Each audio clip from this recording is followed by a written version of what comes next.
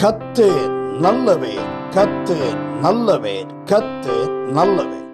ஆண்டவரும் இரட்சகருமாயிருக்கிற இயேசு கிறிஸ்துவின் இனிய நாமத்தினாலே இந்த இரவுக்கு இரவு ஜெபத்துக்கு வந்திருக்கிற இந்த கர்த்தருடைய நாளினுடைய இரண்டாவது ஆராதனைக்கு வந்திருக்கிற உங்கள் எல்லாரையும் இயேசு கிறிஸ்துவின் இனிய நாமத்தினாலே வாழ்த்தி வரவேற்கிறேன்.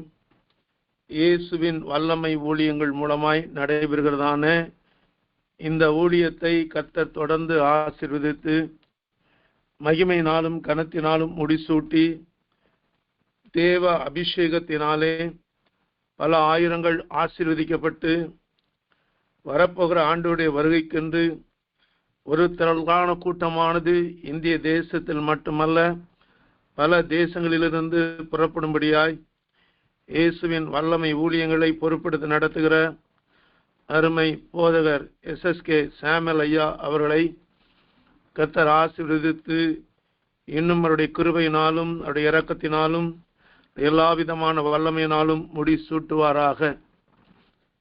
அருமையான தெய்வ பிள்ளைகளே, இந்த நாளிலுமாய் கூட தேவனுடைய வார்த்தைகளை பகிர்ந்து கொள்ளும்படியாய் கொடுக்கப்பட்டதான இந்த வாய்ப்புக்காய் கர்த்தரை ஸ்தோத்திரிக்கிறேன். இயேசுவின் வல்லமை ஊழியங்களை பொறுப்பெடுத்து நடத்துகிறதான தேவ பிள்ளைகளுக்கும் என் அன்பான வாழ்த்துதலை தெரிவித்துக் கொள்கிறேன்.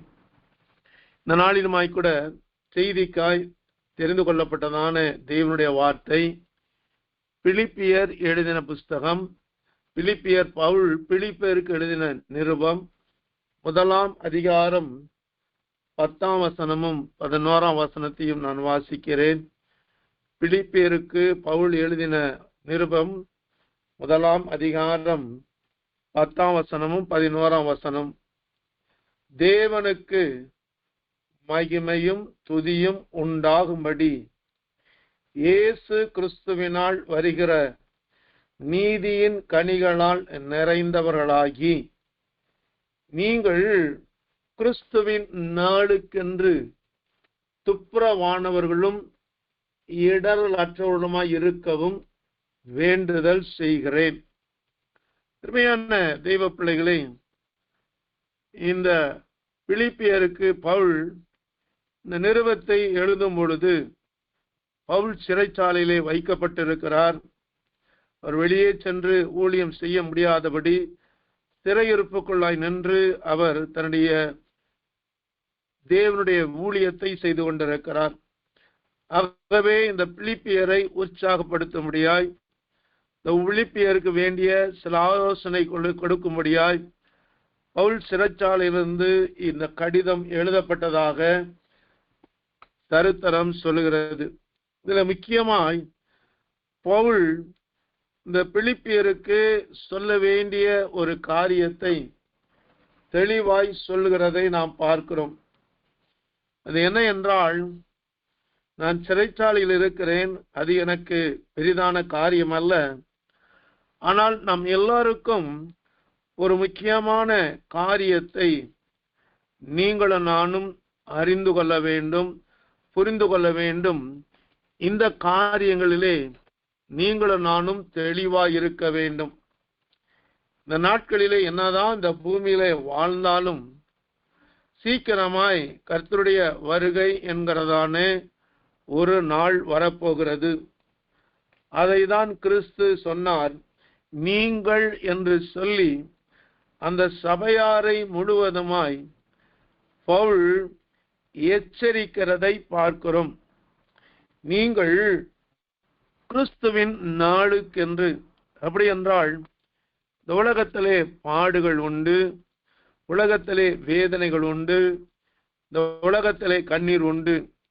ஒருவேளை இன்றைக்கு சொல்லப்படுகிறபடி நாம் இருக்கிறதான இந்த காலமானது கர்த்தருடைய வருகைக்கு அடுத்த காலத்திலே நின்று கொண்டிருக்கிறோம் அல்லது நிமிடங்களிலே நின்று கொண்டிருக்கிறோம் என்று உலகத்திலே நடக்கிறதான பல நிகழ்ச்சிகள் நமக்கு எச்சரிப்பின் மணியை அடித்து கொண்டிருக்கிறது.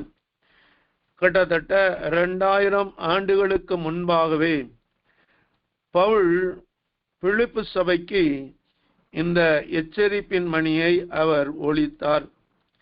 இன்றைக்கு இந்த வேதம் நமக்கு இன்னும் மிக அதிகமாய் எச்சரிப்பின் சத்தத்தை நமக்கு கொடுத்து கொண்டிருக்கிறது. இந்த வசனத்தின் 11ஆம் வசனத்தினுடைய முதல் பகுதி சொல்லுகிறது, நீங்கள் கிறிஸ்துவின் நாள் என்று ஒரு நாள் வரப்போகிறது. அந்த நாளிலே நீங்களும் நானும் கிறிஸ்துவை முகமுகமாய் சந்திக்க போகிறதான அந்த நாள். அந்த நாளை யாரும் தவிர்க்க முடியாது. அந்த நாளை யாரும் போஸ்ட்போன் பண்ண முடியாது. அந்த நாளை யாரும் ஸ்கிப் பண்ண முடியாது. காரணம், கிறிஸ்துவின் நாள் வந்தே தீரும் என்று பவுல் தெளிவாய் சொல்லுகிறார். இந்த கிறிஸ்துவின் நாளிலே நீங்களும் நானும் தேவ சமூகத்திலே எப்படி காணப்பட வேண்டும்? அல்லேலூயா. ஒருவேளை ஒரு ட்ரெயின்ல நம்ம போக போறோம் என்றால், இந்த ட்ரெயினுக்கு போவதற்கு முன்பாக பல ஆயத்தங்கள் செய்கிறது உண்டு. அதில் முக்கியமான ஆயத்தம், நம்ம ரிசர்வ் பண்ண டிக்கெட்டை நம்முடைய கைகளிலோ அல்லது செல்போனிலோ தயாராக வைத்திருப்போம். ஏனென்றால் அங்கே நாம் ட்ரெயினில் பிரயாணம் பண்ணும் பொழுது டிக்கெட் பரிசோதகர் வந்து கேட்கிற கேள்வி, உங்களுடைய டிக்கெட் எங்கே என்று சொல்லி, நாம் தான் அந்த நபர், அந்த டிக்கெட்டுக்கு உரியவர்கள் என்று சொல்லி நாம் அவரிடத்திலே காண்பிக்கும் பொழுது நம்முடைய பிரயாணமானது தடையில்லாமல் கடந்து போவது போல, தேவ பிள்ளைகளாகிய நாம் கிறிஸ்துவின் நாளிலே அவரோடு கூட அவருடைய பரலோக ராஜ்யத்தில் பிரவேசிக்க வேண்டும் என்றால், பவுல் இந்த பிலிப்பியருக்கு 2 காரியங்களை சொல்லுகிறார். ஒன்று, நீங்கள் துப்புரவானவர்களாய் இருக்க வேண்டும். இரண்டாவது, இடரலற்றவர்களாய் இருக்கவும் வேண்டுதல் செய்கிறேன். துப்புரவானவர்கள் என்றால் நமக்கு நன்றாய் தெரியும். ஒருவேளை நம்முடைய வீட்டிலே நாம் குடியிருக்கிறோம், ஆனாலும் கூட அருமையான தெய்வ பிள்ளைகளே, நம்முடைய வீட்டிலே நம்மை அறியாமலே பலவிதமான குப்பைகள் வந்து சேர்ந்து விடுகிறது.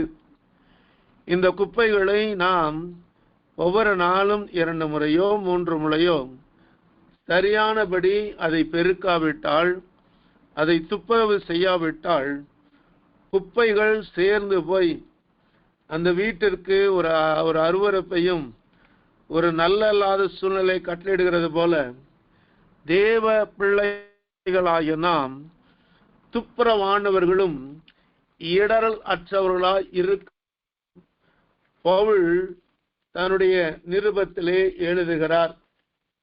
இந்த துப்புரவானவர்களாய் நாம் மாற வேண்டும், இடரற்றவர்களாய் இருக்க வேண்டும் என்றால், பவுல் எபேசு சபைக்கு எழுதும் பொழுது ரொம்ப அழகாய் எழுதினார். நீங்கள் துப்புரவானவர்களும் இடரற்றவர்களாய் இருக்க வேண்டும் என்றால், அங்கே பவுல் சொன்னதான ஒரு காரியம் என்ன என்றால், வேதம் சொல்கிறது, எபேசியர் 5ஆம் அதிகாரம் 27ஆம் வசனம் இப்படி சொல்லப்படுகிறது.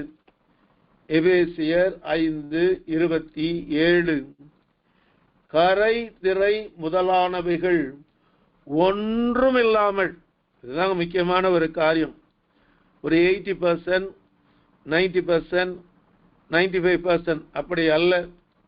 100க்கு 100 கர்த்தர் விரும்புகிறார். என்ன விரும்புகிறார்? கரை திரை முதலானவைகள் ஒன்றும் இல்லாமல் பரிசுத்தமும் பிழையற்றதுமான மகிமையுள்ள சபையாக அதை தமக்கு முன் நிறுத்திக் கொள்வதற்கு தம்மை தாமே அதற்காக ஒப்பு கொடுத்தார். அருமையான தெய்வ பிள்ளைகளே, இந்த பிலிப்பியரிலே சொல்லப்பட்டபடி கிறிஸ்துவின் நாளுக்கென்று துப்புரவானவர்களும் இடரற்றவர்களுமாய் இருக்க வேண்டும் என்றால் பவுல் 10ஆம் வசனத்திலே சொல்லுகிறதான ஒரு வார்த்தை, இயேசு கிறிஸ்துவினால் வருகிற நீதியின் கனிகளால் நாம் நிறைந்தவர்களாய் இருக்க வேண்டும். ஏதோ ஒரு கூடையில பாதி வைத்துக்கொண்டு முக்காவாசி வைத்துக்கொண்டு அல்ல, நிறைந்தவர்களாய் மாற வேண்டும். ஏன் என்று சொன்னால், அருமையான தேவ பிள்ளைகளே, தேவனுக்கு மகிமையும் துதியும் உண்டாகும்படி நீங்களும் நானும் இயேசு கிறிஸ்துவினால் வருகிற நீதியின் கனிகளால் நிறைந்தவர்களாய் மாற வேண்டும். அரைகுறையாய் அல்ல, முக்கால்வாசியாய் அல்ல, நிறைந்த அனுபவம். அப்படி என்றால், நிறைந்த அனுபவம் என்றால், ஒரு கூடையிலே நீங்கள் நிறைவாய் போடுவீர்களானால் அந்த கூடையிலிருந்து அது சரிந்து விழும்பொழுதுதான் அது நிறைவான ஒரு ஆசீர்வாதம். இந்த நாட்களிலே தேவ பிள்ளைகளாகிய நாம் கிறிஸ்துவினால் வருகிற நீதியின் கனிகளால் நிறைய வேண்டும். ஏன் கிறிஸ்துவினால் வருகிற நீதியின் கனிகளால் நிறைய வேண்டும் என்றால், பவுல் அதே பிலிப்பியர் எழுதின புஸ்தகம் 3ஆம் அதிகாரம் 20-21 வசனத்திலே அதை தெளிவாய் எழுதுகிறதை பார்க்கிறோம். பிலிப்பியர் 3ஆம் அதிகாரம் 20-21, நம்முடைய குடியிருப்போ பரலோகத்தில் இருக்கிறது. அருமையான தேவ பிள்ளைகளே, நீங்களும் நானும் நன்றாய் அறிந்து கொள்ள வேண்டும். இந்த பூமியிலே தான் வாழ்ந்து கொண்டிருக்கிறோம்.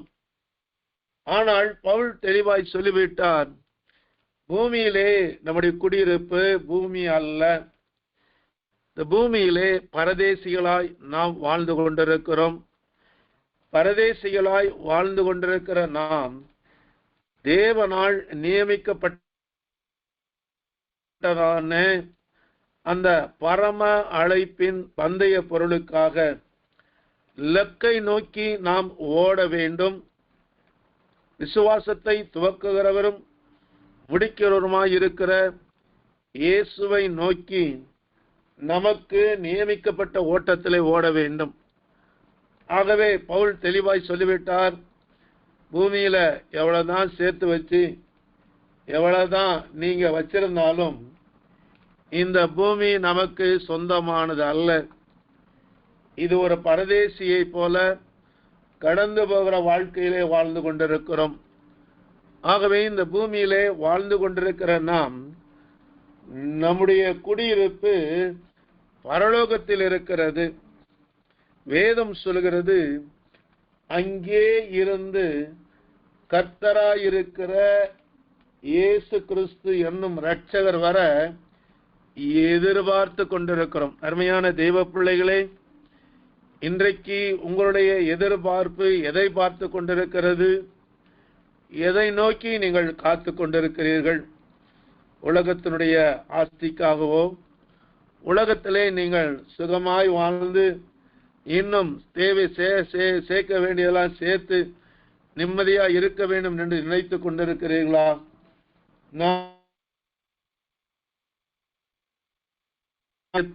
ஆழத்திலே என் இரட்சகராகிய இயேசு கிறிஸ்து என் இரட்சகர் வர போகிறார், நான் அவரை எதிர்கொள்ள வேண்டும் என்கிறதான ஒரு பெரிதான நோக்கத்தோடு கூட நீங்களும் நானும் பூலோகத்திலே வாழ்கிற போது கிறிஸ்துவுக்களாய் வாழ வேண்டும்.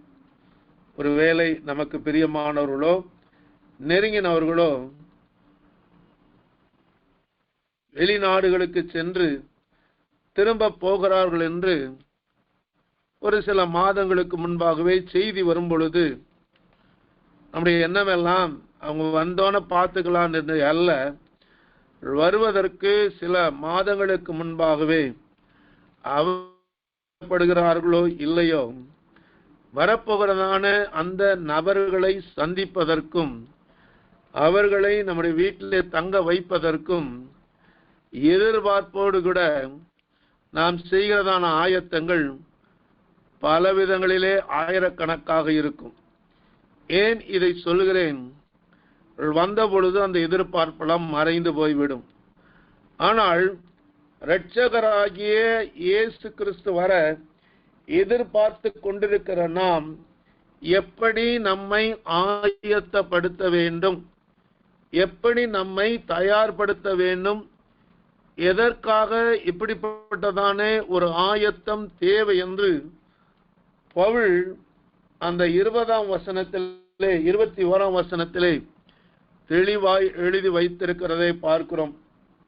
வேதம் சொல்லுகிறது, அவர் எல்லாவற்றையும் தமக்கு கீழ்ப்படுத்தி கொள்ளத்தக்க தம்முடைய வல்லமையான செயலின்படியே நம்முடைய அற்பமான சரீரத்தை நம்முடைய மகிமையான சரீரத்துக்கு ஒப்பாக மறுரூபப்படுத்துவார்.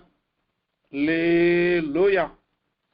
அருமையான தேவ பிள்ளைகளே, ஏன் நீங்களும் நானும் இயேசு கிறிஸ்துவினால் வருகிற கனியினாலே நிறைந்தவர்களாய் மாற வேண்டும் என்றால், இந்த பூமியிலே வாழ்ந்து கொண்டிருக்கிற நாம் இது ஒரு அற்பமான சரீரம் என்று வேதம் சொல்கிறது.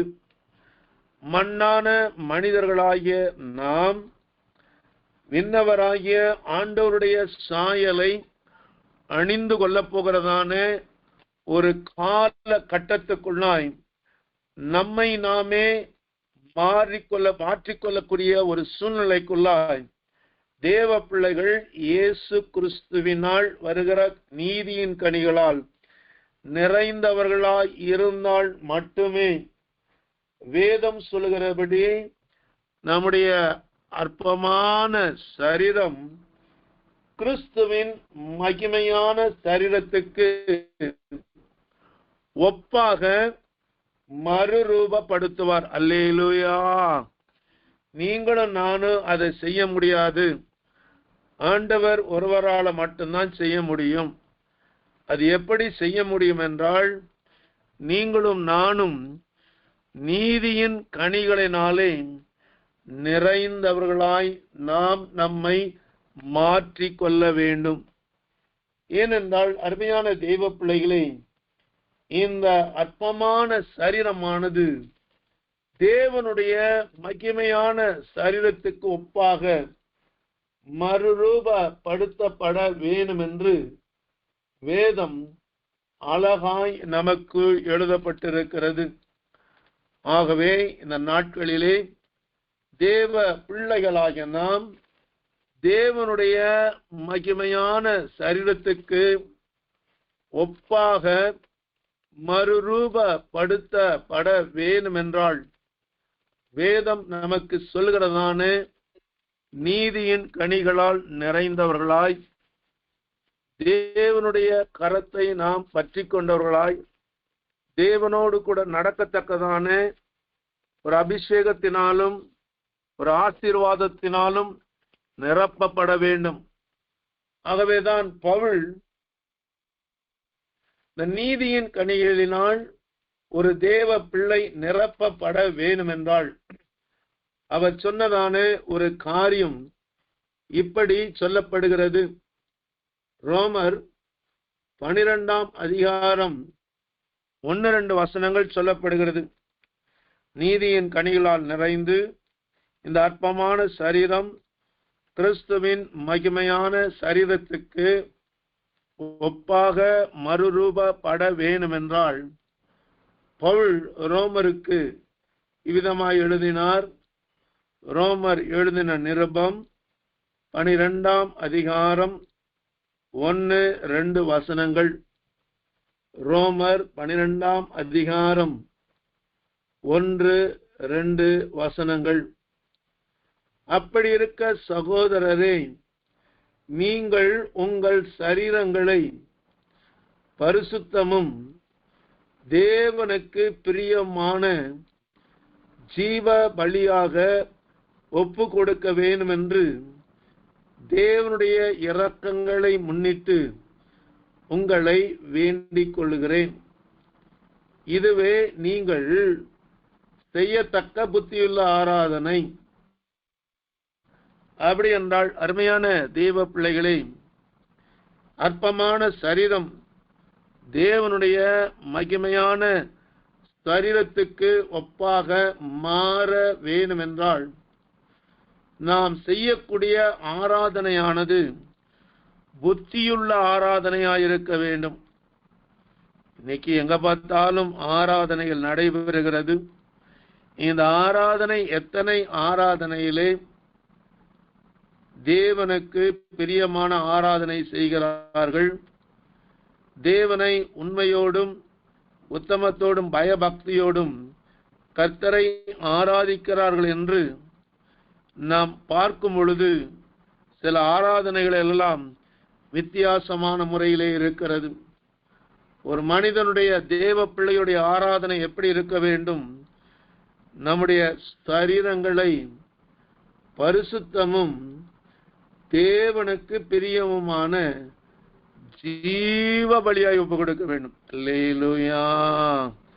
நம்முடைய சரீரத்தில் இருக்கிறதான பாவங்கள் கழுவப்பட்டு சுத்திகரிக்கப்பட்டு இயேசு கிறிஸ்துவின் இரத்தத்தினாலே கழுவப்பட்டு இந்த சரீரமானது தேவனுக்கு ஜீவ பலியாக ஒப்பு கொடுக்க வேண்டும். இந்த ஆராதனை செய்யும் பொழுது வேதம் சொல்லுகிறதான ஒரு காரியம் 2ஆம் வசனம் சொல்லப்படுகிறது, நீங்கள் இந்த பிரபஞ்சத்திற்கு ஒத்த வேஷம் தெரியாமல். இன்னைக்கு அருமையான தெய்வ பிள்ளைகளே, எங்க பார்த்தாலும் பயபக்தி, தேவபக்தி, தேவனுடைய காரியங்கள் என்று வேஷம் போடுகிறதான கூட்டங்கள் பெருகி கொண்டிருக்கிறது. 2 தீமோத்தேயு 3ஆம் அதிகாரத்திலே அவ்வளவு விதமா எழுதுவார், மேலும் கடைசி நாட்களிலே கொடிய காலங்கள் வரும் என்று அறிவாயாக என்று சொல்லி பவுல் பெரிதான காரியங்களை அங்கே எழுதுகிறதை நாம் பார்க்கிறோம். அவர் பெரிய ஒரு லிஸ்ட போட்டு கடைசியில இப்படி சொல்லுவார், 2 தீமோத்தேயு 3ஆம் அதிகாரம் 5ஆம் வசனத்தை சொல்லுவார், தேவ பக்தியின் வேஷத்தை தரித்து அதன் பலனை மறுதலிப்பார்கள். இப்படிப்பட்டவர்களை நீ விட்டு விலகு. உண்மையான தெய்வ பிள்ளைகளை, தேவ பக்தியின் வேஷத்தை தரித்து அதன் பலனை மறுதலிக்கிறவர்கள் இருப்பார்கள். இப்படிப்பட்டவர்களை விட்டு விலகு. இந்த தேவ பக்தியின் வேஷத்தை தரித்தவர்கள் என்ன செய்வார்கள் சொல்லி அந்த 2ஆம் வசனத்திலிருந்து 4ஆம் வசனம் வரைக்கும் சொல்லப்படுகிறது. ஆகவே இயேசு கிறிஸ்துவினாலே வருகிற நீதியின் கனிகளினாலே நிறைந்து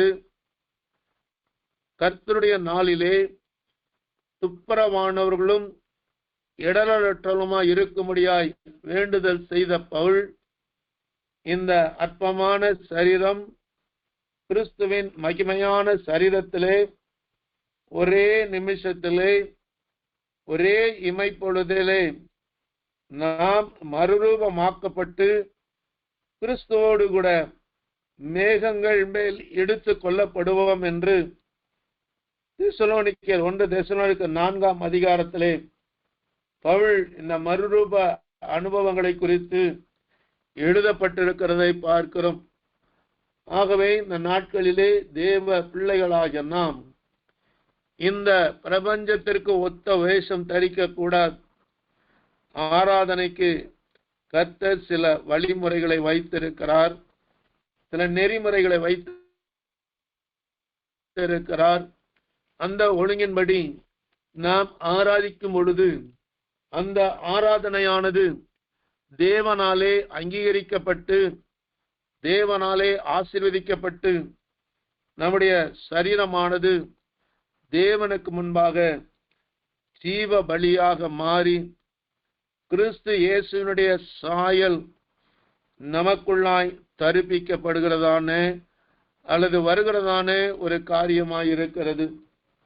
ஏனென்றால் ஆராதனை என்பது எப்படி இருக்க வேண்டும் என்று ஆண்டவர் விரும்புகிறார். யாத்திராகம புஸ்தகம் 20ஆம் அதிகாரம் 24ஆம் வசனம் எப்படி சொல்லப்படுகிறது. யாத்திராகம புஸ்தகம் 20ஆம் அதிகாரம் 24ஆம் வசனம். மண்ணினாலே பலிபீடத்தை எனக்கு உண்டாக்கி அதின் மேல் உன் ஆடுகளையும் உன் மாடுகளையும் சர்வாங்க தகன பலியாகவும் சமாதான பலியாகவும் செலுத்துவாயாக. அருமையான தெய்வ பிள்ளைகளே, பழைய ஏற்பாட்டு காலத்திலே மிருகங்கள் பலி செலுத்தப்பட்டுச்சு. ஆனால் புதிய ஏற்பாட்டு காலத்தில் வேதம் சொல்கிறது, ஸ்தோத்திர பலியிடுகிறவன் என்னை மகிமைப்படுத்துகிறான். ஆகவே இந்த நாட்களிலே வேதம் சொல்கிறது, இப்படி நாம் பலியிடும் பொழுது நான் என் நாமத்தை பிரஸ்தாபப்படுத்தும் எந்த ஸ்தானத்திலும் உன்னிடத்தில் வந்து உன்னை ஆசீர்வதிப்பேன். நாம் நினைக்கிற ஆசீர்வாதம் ஏதோ கர்த்தர் பணத்தை கொடுத்து அதை கொடுத்து மற்ற உலக பிரகாரமான காரியங்கள் அல்லவே அல்ல. அந்த ஆசீர்வாதம் என்பது அற்பமான சரீரமானது கிறிஸ்துவின் மகிமையான சரீரத்துக்கு ஒப்பாக கர்த்தர் நம்மை கொஞ்சம் கொஞ்சமா மறுரூபப்படுத்துவார். மறுரூபம் என்பது ஒரே நாளிலே வருகிறது அல்ல. அந்த மறுரூபமானது பல வழிகளை கடந்து செல்ல வேண்டும். அதான் வேஷம் தெரியாமல் தேவனுடைய நன்மையும் பிரியமும் பரிபூரணமான சித்தம் இன்னதென்று பகுத்தறியத்தக்கதாக உங்கள் மனம் புதிதாகிறதுனாலே மறுரூபமாகுங்கள். அருமையான தெய்வ பிள்ளைகளே, இந்த மறுரூபம் எங்கே ஆரம்பிக்கிறது என்று சொன்னால், உங்கள் மனம் புதிதாகி கொண்டே இருக்க வேண்டும். அதான் பவுல் சொன்னார், ஒருவன் கிறிஸ்துவுக்குள் இருந்தால் புது சிருஷ்டியாயிருக்கிறான். இந்த புது சிருஷ்டி வெளிப்படையான தோற்றத்தில் அல்ல, வெளிப்படையான ஆடைகளை உடுத்திக் கொள்வதனால் அல்ல. உங்க மனம் எந்த அளவுக்கு புதிதாகிறதற்கு நீங்கள் தேவ சமூகத்திலே தேவனுடைய காரியங்களை அறிந்து செயல்படுவீர்களோ அந்த அளவுக்கு அருமையான தெய்வ பிள்ளைகளே, இந்த சரீரமானது மறுரூபமாகி கர்த்தருடைய நாளுக்கென்று துப்பரமானவர்களும் இடரற்றமாய் நம்மை மாற்றுகிறது. இந்த மாற்றத்தை தேவன் இயேசு கிறிஸ்துவினால் வருகிற கனிகளினாலே நம்மை கர்த்தருடைய நாளுக்கு அற்பமான சரீரத்தை மகிமையான சரீரமாய் நம்மை மாற்றுவதற்கு தேவன் சகல விதமான காரியங்களையும் நமக்குள் செய்து கொண்டிருக்கிறார். ஆகவேதான் வேதம் சொல்லுகிறது, கிறிஸ்துவானவர் மகிமையின் நம்பிக்கையாய் உங்களுக்குள் இருப்பதே அந்த ரகசியம். ஆண்டவர் எங்கேயோ இல்லை, எனக்குள்ளே இருந்து எனக்குள்ளாய் பல மாற்றங்களை நீதியின் கனிகளால் நிறைந்தவர்களாகி பிள்ளைகளையும் கர்த்தர் ஆயத்தப்படுத்துகிறவராயிருக்கிறார். ஏன் என்றால், அருமையான தெய்வ பிள்ளைகளே, கிறிஸ்துவின் நாளிலே கிறிஸ்துவின் வருகை எப்படி இருக்கும் என்று செப்பனியா புஸ்தகம் 1ஆம் அதிகாரம் 14ஆம் வசனம் இவ்விதமாய் சொல்லப்படுகிறது. செப்பனியா 1ஆம் அதிகாரம் 14ஆம் வசனம் இவ்விதமாய் சொல்லப்படுகிறது. கர்த்தருடைய நாள் சமீபத்திருக்கிறது. லேட்டாக போறதில்ல, சமீபத்திருக்கிறது. அது கிட்டே சேர்ந்து மிகவும் தீவிரித்து வந்து கொண்டிருக்கிறது. ஒருவேளை புயலை குறித்து சொல்வோமானால், அந்த புயல் வருவதற்கு ஒரு வாரத்துக்கு முன்னாலே அது கணிக்கப்படுகிறது, புயல் வரப்போகிறது என்று சொல்லி. ஆனால் பார்ப்பீர்களானால் இந்த புயல்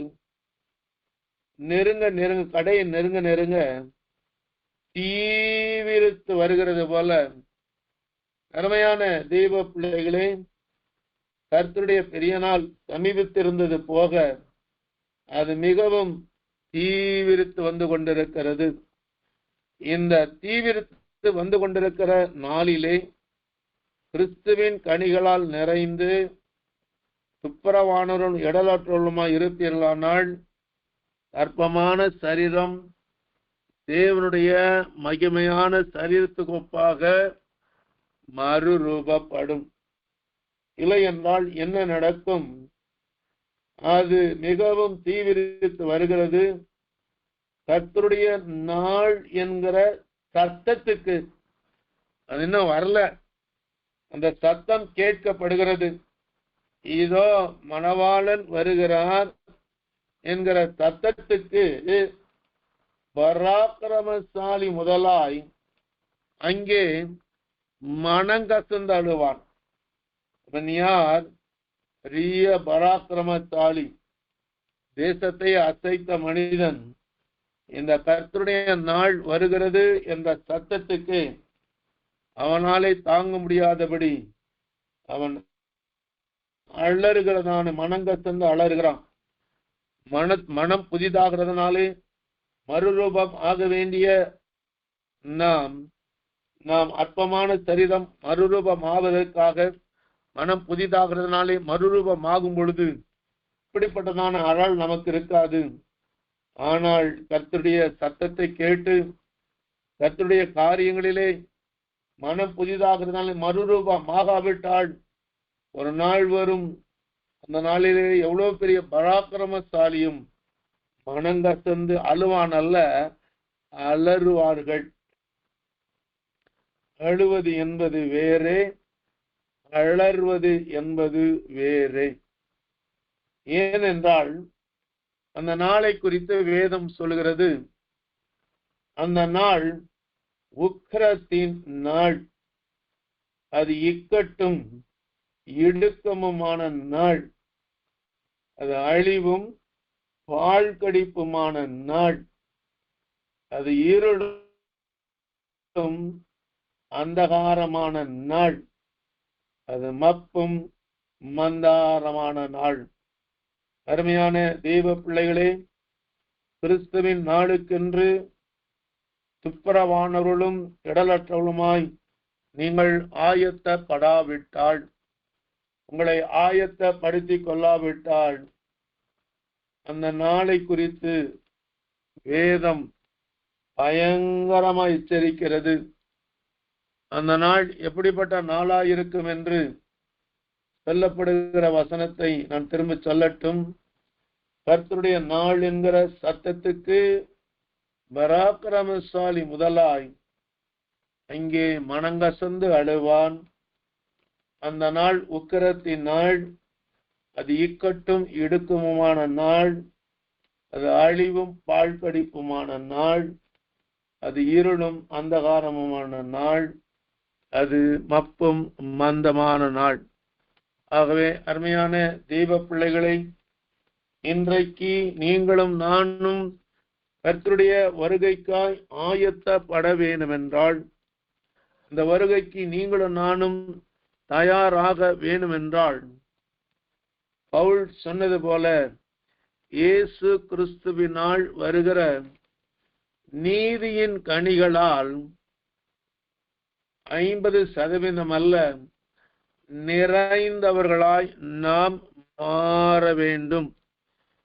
ஏனென்றால் அருமையான தேவ பிள்ளைகளே, பவுலை தேவன் அழைத்து அவரை ஊழியத்திற்கு தேவன் சொன்ன பொழுது பவுலிடத்திலே ஒப்புவிக்கப்பட்டதான காரியம் என என்றால், பவுல் விதமாய் தன்னுடைய ராஜாவினிடத்திலே தன்னுடைய காரியங்களை குறித்து சொல்லுகிறதை பார்க்கிறோம். அப்போஸ்தலர் நடபடிகள் 26 அதிகாரம் 18 வசனம். அப்போஸ்தலர் 26 அதிகாரம் 18 வசனம். அவர்கள் என்னை பற்றும் விசுவாசத்தினாலே பாவ மன்னிப்பையும்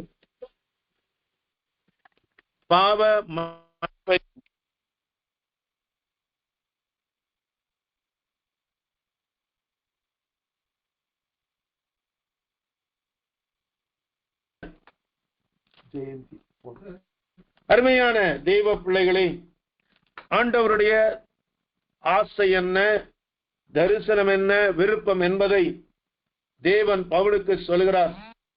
அவர்கள் என்னை பற்றும் விசுவாசத்தினாலே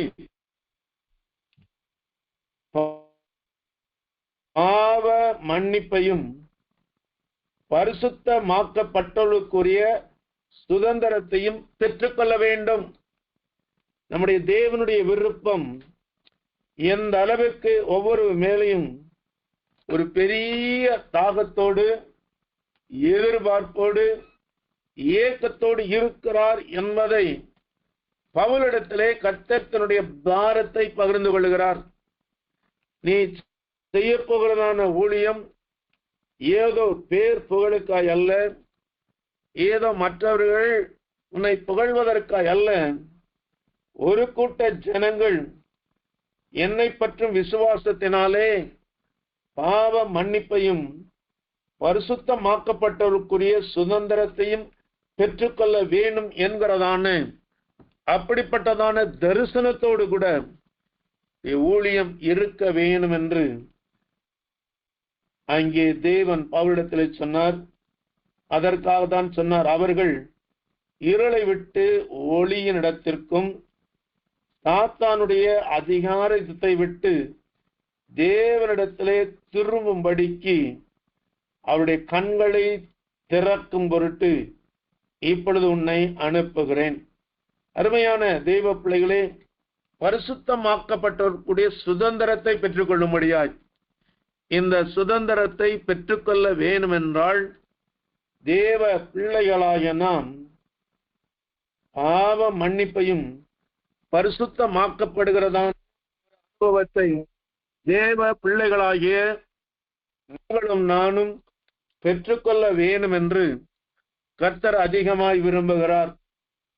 ஏனென்றால் இந்த பரிசுத்தமாக்கப்பட்டவர்களுக்குரிய ஒரு பெரிய ஆசீர்வாதத்தை தேவன் பெற்றுக்கொள்ள வேண்டும் என்பதற்காக தேவன் இந்த பூமியிலே வைத்த ஒரு திட்டம்தான் தேவனுடைய சபை என்று வேதம் சொல்கிறது.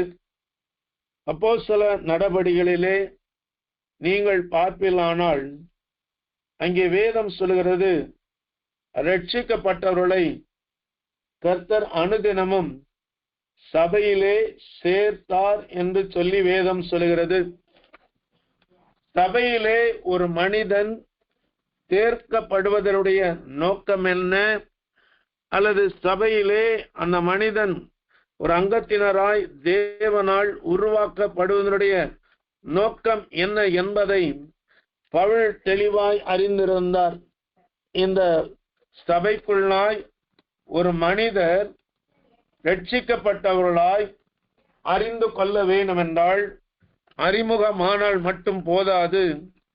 அந்த ரட்சிக்கப்பட்ட மனிதனுடைய நிலைமை எப்படி மாற வேண்டும், இந்த சபைக்குள்ளாய் வரும் பொழுது எப்படி தேவன் அவரை மாற்றுகிறார் என்று சொல்லி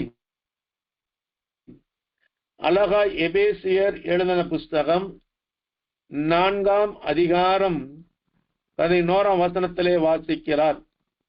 எபேசியர் 4 அதிகாரம் 11 வசனத்திலே வாசிக்கிறார்.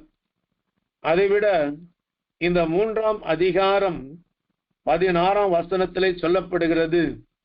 3:16, நீங்கள் அவருடைய ஆவியினாலே உள்ளான மனுஷனில் வல்லமையாய் பலப்படணும். இது சாதாரணமா இல்லை. அவருடைய ஆவி, இந்த ஆவியானவர் கிறிஸ்துவின் நாளுக்கென்று துப்புரவானவர்களும் இடரட்டவர்களாய் இருக்கும்படி உள்ளான மனுஷனில் வல்லமையாய் பலப்படணும். ஒரு மனிதனுக்குள்ளாய் வல்லமை வருமானால், வல்லமையினாலே பலப்படுவானானால், எப்படிப்பட்டதான காரியங்களையும் அவன் எளிதாய் செய்து விடுவான், எளிதாய் வெற்றி பெறுவான்.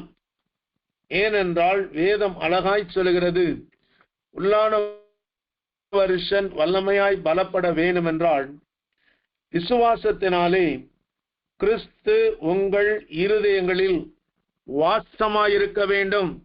அருமையான தேவ பிள்ளையே, இயேசு கிறிஸ்துவினாலே வருகிற நீதியின் கனிகளினாலே நிறைந்து நீங்கள் கிறிஸ்துவின் நாளிலே துப்புரவானவர்களும் இடரற்றவர்களாய் இருக்க வேண்டும். இந்த அற்பமான சரீரம் தேவனுடைய மகிமையின் சரீரத்துக்கு ஒப்பாக மறுரூபப்பட வேண்டும் என்றால் உள்ளான மனுஷனிலே, அவருடைய ஆவியிலே வல்லமையாய் பலப்பட வேண்டும். அடுத்தது, கிறிஸ்து உங்கள் இருதயங்களில் வாசமாய் இருப்பதற்கு நீங்கள் இயேசுவை அனுமதிக்க வேண்டும். உங்கள் இருதயம் இயேசுவுக்காய் திறக்கப்பட வேண்டும். உங்கள் இருதயம் இயேசு கிறிஸ்து வாசம் பண்ணுவதற்கான பரிசுத்த தேவ ஆலயமாய், பரிசுத்த தேவ மனிதனாய் உங்களை தேவனுக்கு ஒப்பு கொடுக்க வேண்டும். நான் வாசிக்கிறபடி வெளிப்படுத்தல் 3ஆம் அதிகாரம் 20ஆம் வசனம் சொல்லப்படுகிறது, ஆண்டவர் வாசல் படி நின்று தட்டி கொண்டிருக்கிறார். ஒருவன் தேவனுடைய சத்தத்தை கேட்டு கதவை திறந்தால். அருமையான தெய்வ பிள்ளைகளே, நீதிமொழியிலே சொல்லப்படுகிறது, மகனே உன் இருதயத்தை எனக்கு தா. இன்றைக்கு உங்கள் இருதயங்களிலே என்ன வாசம் பண்ணி கொண்டிருக்கிறது? உலகத்தின் ஆசையை வாசம் பண்ணி கொண்டிருக்கிறதா? உங்களுடைய ஆண்ட்ராய்ட் போன்ல வருகிறதான காரியங்கள் வாசமாய் இருக்கிறதா? அல்லது உலகத்தினுடைய ஆசாபாசங்கள் வாசமாய் இருக்கிறதா? உலகத்தினுடைய மேன்மைகள் வாசமாய் இருக்கிறதா? எது வாசமாய் இருக்கிறது? அருமையான தெய்வ பிள்ளைகளே, இன்றைக்கு மனிதர்களுக்கு உலகத்தின் மேலேயும் ஆசை, ஆவிக்குரிய காரியங்களிலும் ஆசை. இரட்டை வேடம் போடாதீர்கள். 2 எஜமானுக்கு நீங்கள் ஊழியம் செய்ய முடியாது. ஒருவனை பகைத்து ஒருவனை ஏற்றுக்கொண்டு அந்த ஒருவனுக்கு உத்தமமாய் இருந்தால் மட்டுமே ஆவிக்குரிய வாழ்க்கையானது முன்னேறும். உலகத்துக்கு ஒத்த வேஷம் தரித்து கொண்டு உன்னதமான தேவனுக்கு பிரியமாய் வாழ முடியும் என்று எண்ணாதீர்கள். உங்களை நீங்களே ஏமாற்றிக் கொள்ளாதீர்கள். உங்கள் மேலேயே நீங்க மனவாரி போட்டுக்காதீங்க. ஆண்டவர் வேதம் சொல்லுகிறது, தேவன் தம்மை பரியாசம் பண்ணப்பட்டார். நீ எதை விதைக்கிறாயோ அதை தான் நீ அறுக்க முடியும். கர்த்தருடைய ஆவியானவர் சிலருக்கு தெளிவாய் பேசுகிறது என்னால் உணர முடிகிறது. உன் வாழ்க்கையிலே உன் இருதயத்தை மனம் போல வாழ்ந்து கொண்டு, இஷ்டம் போல நடந்து கொண்டு, நானும் தேவனுடைய பிள்ளை என்று உன்னை நீயே வஞ்சித்துக் கொண்டிருக்கிற தேவ பிள்ளையே, கர்த்தர் உன்னை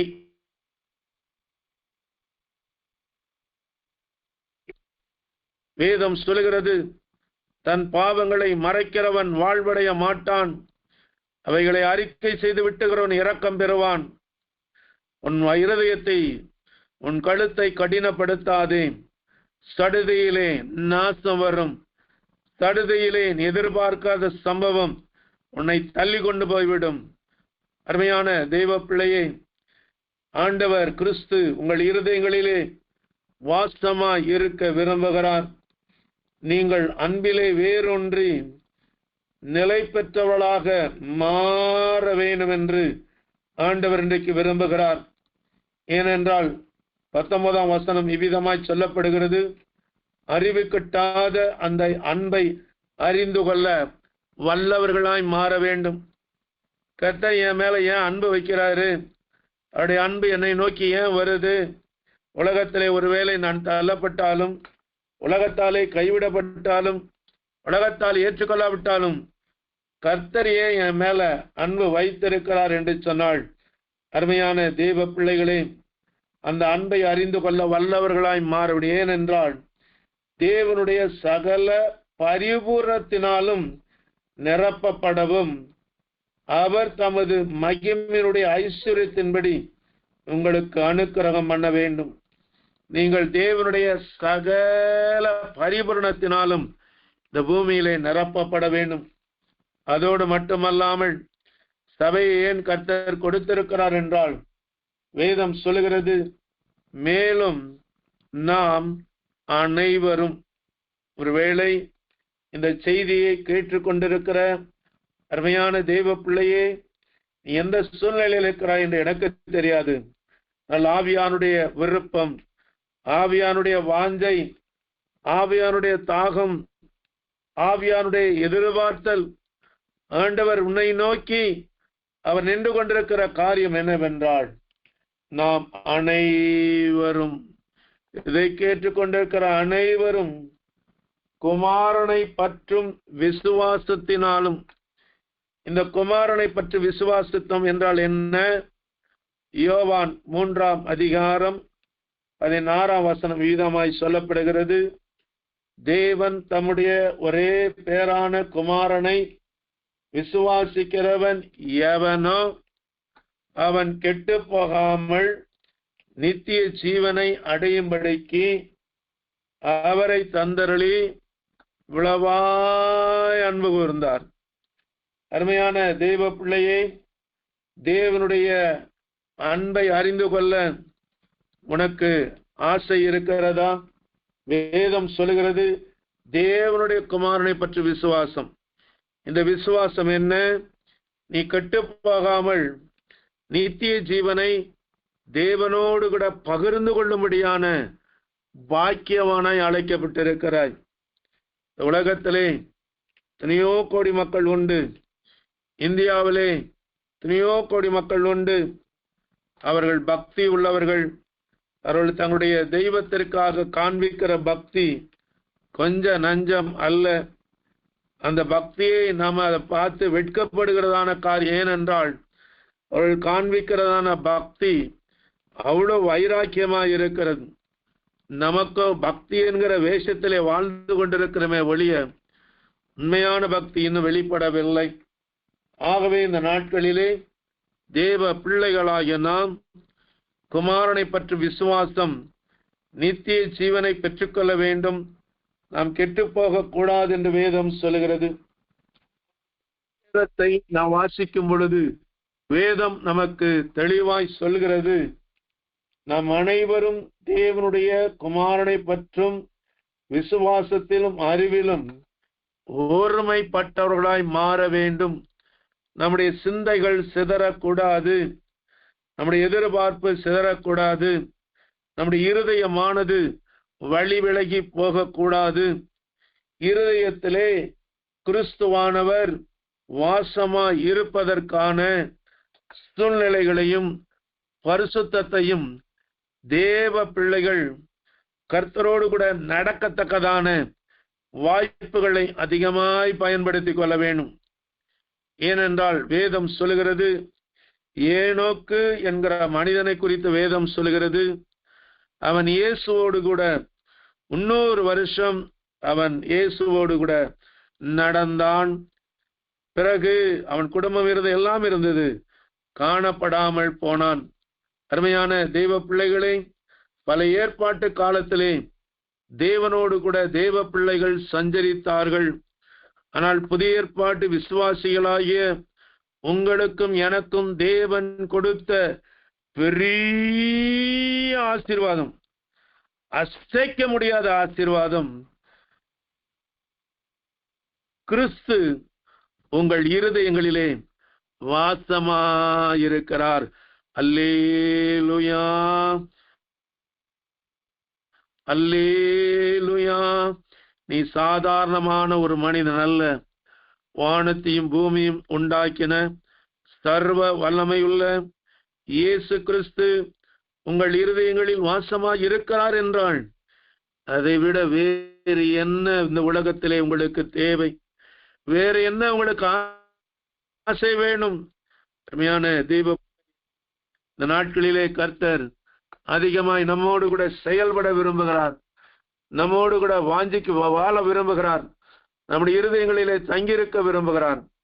இந்த நாட்களிலே தேவ பிள்ளைகளாகிய நாம் தேவனுடைய குமாரனை பற்றி விசுவாசத்திலும் அறிவிலும் ஒருமைப்பட்டவர்களாகி கிறிஸ்துவின் நிறைவான வளர்ச்சி. அல்லேலூயா. எந்த ஒரு தலைவனும் தன்னுடைய தொண்டன் தன்னை போல மாற வேண்டும், தன்னை போல காரியங்களை பெற்றுக்கொள்ள வேண்டும் என்று ஒரு நாளும் விரும்ப மாட்டான். காரணம் என்ன என்றால், அவன் வந்து விட்டால் தன்னுடைய காரியங்களை எல்லாம் அவன் எடுத்துக் கொள்வானே என்று. அல்ல, ஆண்டவர் இன்றைக்கு விரும்புகிறதான காரியம் கிறிஸ்துவுடைய நிறைவான வளர்ச்சியின் அளவுக்கு தக்க பூரண புருஷர்களாய் மாற வேண்டும். தேவனுடைய சகல பரிபூரணத்தினாலும் நிரப்பப்பட வேண்டும். இயேசு கிறிஸ்துவின் நாள் வருகிற நீதியின் கனிகளால் நிரப்பப்பட வேண்டும். அருமையான தேவ பிள்ளையே, வானத்தையும் பூமியும் உண்டாக்கின ஆண்டவர் உங்களிடத்திலும் என்னிடத்திலும் எவ்வளவாய் அன்பு கூர்ந்து அற்பமான இந்த சரீரத்திலே தேவன் மகிமைப்பட்டு இந்த பூமியிலே வாழவும், கர்த்தருடைய நாளிலே நீங்களும் நானும் அவருடைய சன்னதியிலே கரையில்லாதவர்களாய் குறையில்லாதவர்களாய் காணப்பட வேண்டும் என்று கர்த்தர் எவ்விதமாய் பிரயாசப்பட்டு செயல்பட்டு கொண்டிருக்கிறார். ஆகவே தேவ பிள்ளைகளாகிய நாம் தேவனோடு கூட செயல்படும்படியாய் கர்த்தர் உங்களுக்கும் எனக்கும் கொடுத்திருக்கிறதான ஒரு மேன்மையான ஆசீர்வாதம் என்ன என்றால், எபேசியர் எழுதின புஸ்தகம் 5ஆம் அதிகாரம் 27ஆம் வசனம் இவ்விதமாய் சொல்லப்படுகிறது. எபேசியர் 5ஆம் அதிகாரம் 26ஆம் வசனம் வீதமாய் சொல்லப்படுகிறது. நீங்களும் நானும் ஒரு நிறைவான கிறிஸ்துவின் வளர்ச்சியின் அளவுக்கு தக்க பூரண புருஷராக வேண்டும் என்றால் வேதம் சொல்கிறது, தாம் அதை திருவசனத்தை கொண்டு. அருமையான தேவ பிள்ளைகளே, நீதியின் கனிகளால் நீங்களும் நானும் நிரப்பப்பட வேண்டும் என்றால் கர்த்தர் கொடுத்திருக்கிறதான இந்த வசனம்தான் நம்மை நீதியின் கனிகளினாலே நிரப்பும் என்று வேதம் சொல்கிறது. ஏனென்றால் வேதத்தை வாசித்து பார்ப்பீர்களானால் உபாகம புஸ்தகம் 4ஆம் அதிகாரம் 8ஆம் வசனம் இவ்விதமாய் சொல்லப்படுகிறது. உபாகம புஸ்தகம் 4ஆம் அதிகாரம் 8ஆம் வசனம் இவ்விதமாய் சொல்லப்படுகிறது. இந்நாளில் நான் உங்களுக்கு விதிக்கிற இந்த நியாயப்பிரமாணம் முழுமைக்கும் ஒத்த இவ்வளவு நீதியுள்ள கட்டளைகளையும் நியாயங்களையும் பெற்றிருக்கிற வேறே பெரிய ஜாதி எது? இயேசு கிறிஸ்துவினால் வருகிற நீதியின் கனிகளால் நீங்கள் நிரப்பப்பட வேண்டுமென்றால் தேவ பிள்ளைகளாகிய நாம் திருவசனத்திற்கு நம்மை ஒப்பு கொடுக்க வேண்டும். திருவசனத்துக்கு நம்மை ஒப்பு கொடுத்து திருவசனத்தினாலே நம்மை நீதியின் கனிகளினாலே நிரப்பப்படுகிறதான ஒரு அனுபவத்துக்குள்ளாய் கர்த்தருடைய பிள்ளைகளாகிய நாம் வர வேண்டும். ஏனென்றால் அருமையான தேவ பிள்ளைகளே, இந்த நீதியின் கனிகளை தான் பெற்றுக்கொள்ளும்படியாய் தேவன் இஸ்ரவேல் ஜனங்களுக்கு தம்முடைய வசனத்தை கட்டளையிட்டார். ஆனால் நடந்தது என்ன என்று சொன்னால், மார்க் எழுதின புஸ்தகம் 12ஆம் அதிகாரம் 24ஆம் வசனம் இவ்விதமாய் சொல்லப்படுகிறது. மார்க் 12ஆம் அதிகாரம் 24ஆம் வசனம் இவ்விதமாய் சொல்லப்படுகிறது. தேவனுடைய பிள்ளைகளாகிய நாம் மிகுந்த ஜாக்கிரதைகளாக இருக்க வேண்டும். மார்க் 12:24 சொல்லப்படுகிறதான தேவனுடைய வார்த்தை என என்றால், இயேசு அவர்களுக்கு பிரதியுத்தரமாக, நீங்கள் வேத வாக்கியங்களையும் தேவனுடைய வல்லமையும் அறியாததனால் அல்லவா தப்பான எண்ணம் கொள்கிறீர்கள். அநேக நேரங்களிலே நமக்கு இருக்கிறதான ஒரு காரியம் என்ன என்றால், நான் ஒரு சாதாரண மனிதன், நான் எப்படி கிறிஸ்துவின் நிறைவான வளர்ச்சியின் அளவுக்கு தக்க பூரண புருஷனாய் மாற வேண்டும், தேவனுடைய ஆசீர்வாதத்தினாலே நான் எப்படி பரிபூர்ணப்பட வேண்டும் என்று நம்மை நாமே வசனத்தை பார்க்காதபடிக்கு, வசனத்தினுடைய ஆசீர்வாதத்தையும் வல்லமையும் பார்க்காதபடிக்கு தப்பான எண்ணம் கொண்டது போல இன்றைக்கு ஆசாரியர்கள், வேதப்பாரர்கள் தேவனுடைய வார்த்தைகளை குறித்து தப்பான எண்ணம் கொண்டிருந்தார்கள். ஏனென்றால் வேதம் சொல்கிறது, அவர்கள் உயிர்த்தெழுதலிலே எப்படிப்பட்டதான மனிதர்களாய் இருப்பார்கள், ஒரு சாதாரண மனிதனுடைய சரீரம் உயிர்த்தெழுதலின் சாயலில் எப்படி இருக்கும் என்று அவர்களுக்கு தங்களுடைய சொந்த ஞானத்தை அறிந்திருந்தார்களே ஒழிய, வேத வசனத்திலே தேவன் எழுதி வைத்திருக்கிறதான வேத வசனத்தை அவர்களால் நம்ப முடியவில்லை. அருமையான தெய்வ பிள்ளைகளை, இந்த நாட்களிலே கர்த்தருடைய வசனத்துக்கு நீங்கள் எவ்வளவு முக்கியத்துவம் கொடுக்கிறீர்கள்? இந்த வசனத்தை குறித்து நீங்கள் எந்த அளவுக்கு தியானமாக இருக்கிறீர்கள்? ஏனென்றால் வேதம் அழகாய் சொல்கிறது, தேவனுடைய வேத வாக்கியங்களையும் அவர்கள் தேவனுடைய வல்லமையும் ஆகவேதான் கிறிஸ்துவின் நிறைவான வளர்ச்சியின் அளவுக்கு தக்க பூரண புருஷராய் நீங்கள் மாற வேண்டும் என்றால், தேவன் உங்களுக்கும் எனக்கும் அருமையான 66 வேத புஸ்தகங்களை எழுதி கொடுத்திருக்கிறார்.